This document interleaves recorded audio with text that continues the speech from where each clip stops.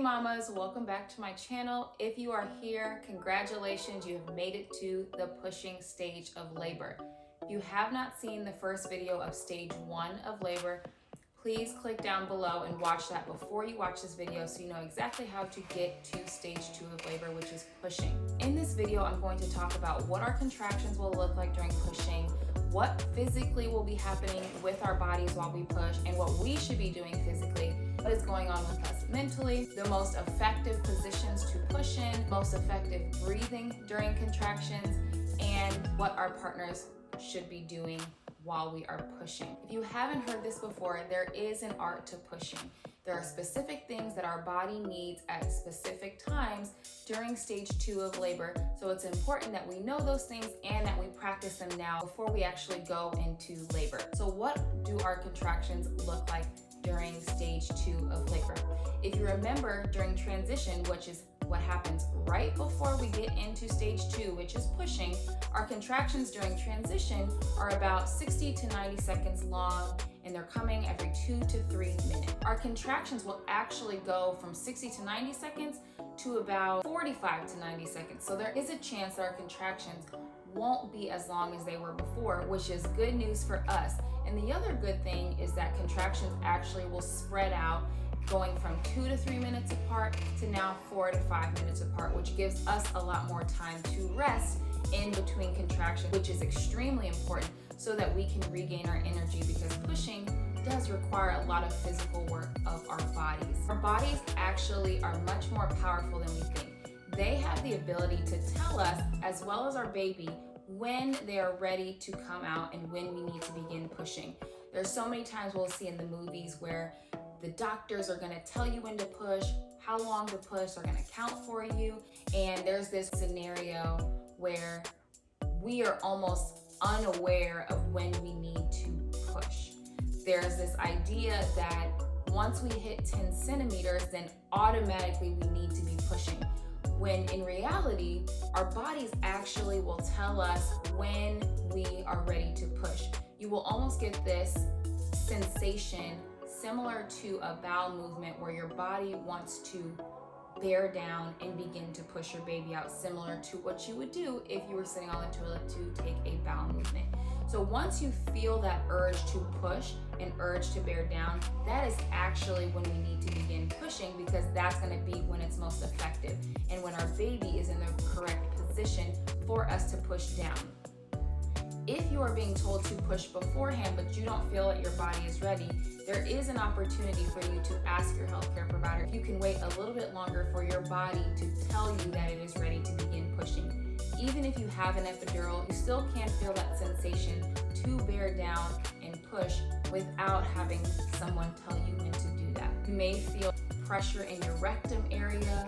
You may feel a burning sensation called the ring of fire when your baby begins to crown. Now, all of these things are normal and not all of them happen to every single mama, but these are some of the things that you can prepare for as you're in stage 2 of labor. It is important as well, just like in stage 1, that when you're pushing, you're also trying to stay as relaxed as possible, releasing your jaw, allowing your body to do the work on its own.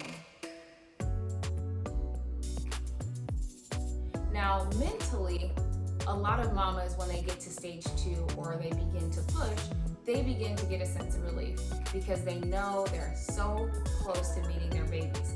And a lot of mamas will actually say pushing is the easiest stage of labor because it can be a very short period of time where I'm physically doing something that I'm seeing the result of immediately. Some mamas will feel some of that pressure lifted from them because they're working directly with their bodies to push their babies down and out. So how do you breathe during the pushing stage? There are 2 types of breaths that I want to talk about. Both are going to be equally as effective during the pushing stage, but you need to use each of those breaths in different parts of the pushing stage. So the first breath that I want to talk about is J breathing or moon breathing. J breathing is called J breathing because you're essentially taking your breath from the top of your body or your chest down your stomach, down your birth canal, and out of your vagina in the shape of a J. So if you think about your breath, essentially you are taking your breath from up here and pushing it down or breathing down your baby down towards your uterus, out of your birth canal in the form of the letter J. So what does that look and sound like? Well, the reason that we also can refer to it as moo breathing is because if you moo through your breath, it helps you to take your breath from up top and push it down your body all the way down and out of your vagina. Whereas if you are thinking about breathing in your nose and out of your mouth, then we're going to be pushing our air out of our mouth when in reality we need to be pushing our breath down rather than out. What we will do to know that we are actually doing our J breathing properly is we'll put our hand in front of our mouth to ensure that as we are doing our J breath, that we feel very minimal breath come from our mouth and touch our hand. The goal is to move and to breathe down and out, but if we are pushing our breath out of our mouth, then we will feel a lot on our hands. We also want to make sure that these are belly breaths. So as I am inhaling, I'm breathing my air into my belly like this. So if you notice, my belly expanded rather than my chest. So I'm going to demonstrate what that looks like so that you can see.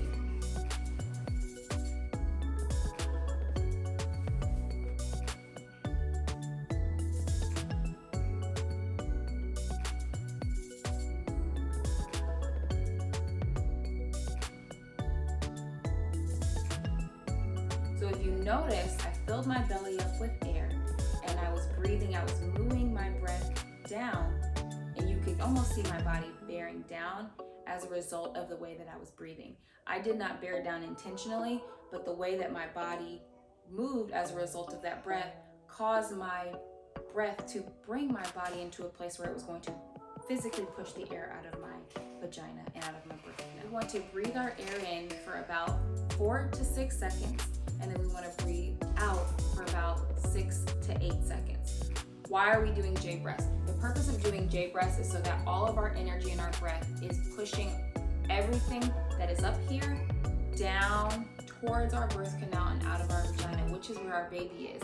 And some moms, if you watch some birth videos, you will see that there is not any sort of bearing down or intense pushing. They have literally used their breath to push their baby out, and it is absolutely possible if you can master this breath. Now, you only want to use J breathing when you're actually in the beginning parts of the pushing phase, because this is what's actually getting your baby to begin crowning. After we begin crowning, we want to change our breath to panting. And the reason that we want to change our breath to panting is because we need slow, quick breaths so that our baby can move out of our birth canal and out of our vagina a little bit slower to prevent us from tearing. So panting is a short, quick breath, sounds like this and looks like this. That it allows our tissues to stretch for our baby and prevents the tearing that could be associated with trying to push our babies out and causing too much pressure in that area. So what positions are most effective for pushing? There are 3 positions that I want to talk about and show you so that you can possibly try these, get in these positions before you go into labor so that they're a lot more comfortable if your body decides that that's the position that it wants to be in when pushing your baby out.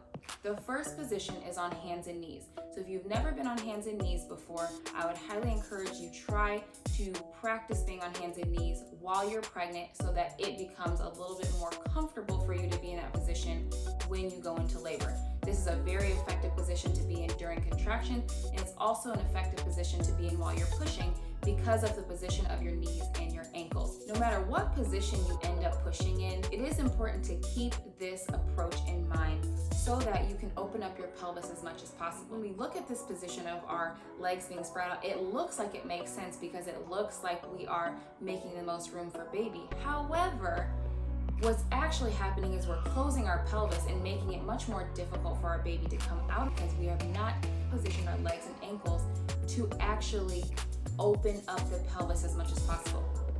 So I want you to do this with me really quickly. Put your feet flat on the ground, a little bit further than hip width apart, and I want you to take your hands and I want you to find your sit bones.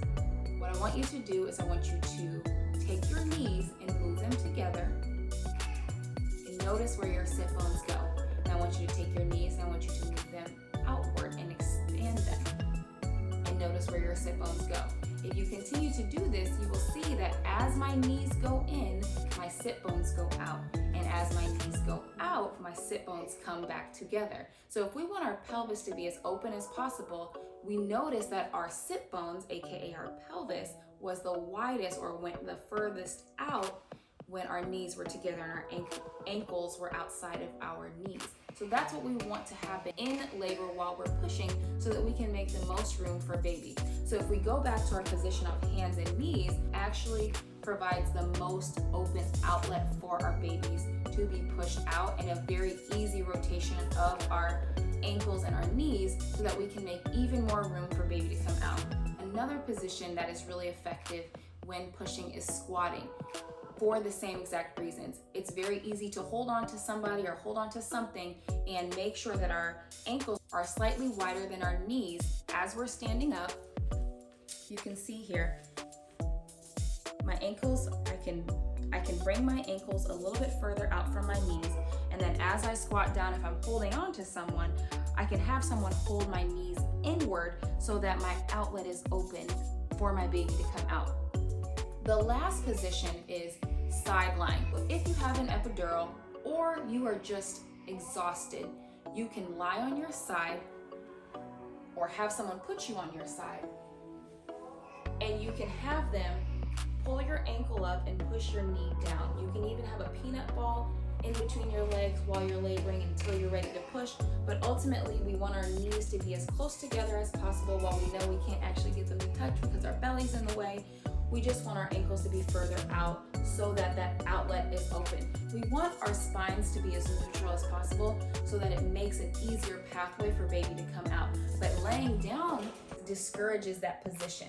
And then having our legs apart like this discourages our pelvis from opening. So this is not an ideal position to push in.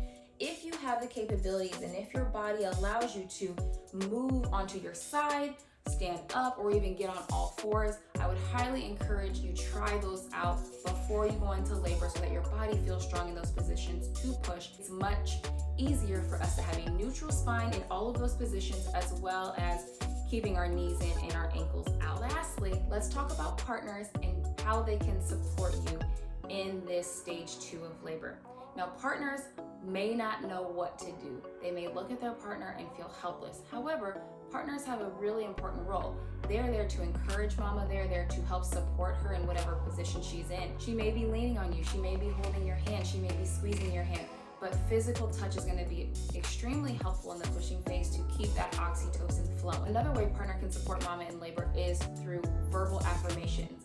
Continue to encourage her, continue to praise her, continue to tell her how strong she is, because it's very important that she knows all of this hard work is not being overlooked, and that we see how strong she is and how much closer she is to meeting her baby. You can make sure that she's continuing to be relaxed. You can make sure that she is doing the proper breathing patterns. You can continue to make sure that she's hydrated, giving her ice chips, giving her water after every contraction. All of these things will help while she is in stage 2 of labor. Last thing that I want to talk about is the amount of time women typically push. Pushing times vary from mama to mama. However, if you do listen to your body and you allow your body to begin telling you when to push, you most likely will have a shorter time in the pushing stage. Studies have shown that women who get epidurals do have a significantly longer pushing time, but it's just something to be aware of if you decide to get an epidural, that pushing may take a little bit longer because of the medication that is in your body. The study that was actually done on it showed that of the women who got epidurals versus the women who did not get epidurals, the women who had the epidurals pushing stage actually was extended by an hour.